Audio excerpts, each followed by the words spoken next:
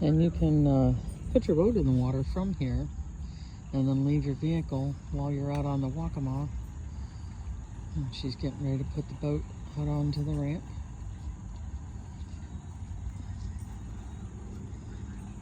She's doing good. And our daughter and her husband, their family, they've docked their boat out here and went out on the Waccamaw and took the kids out. Have a good time.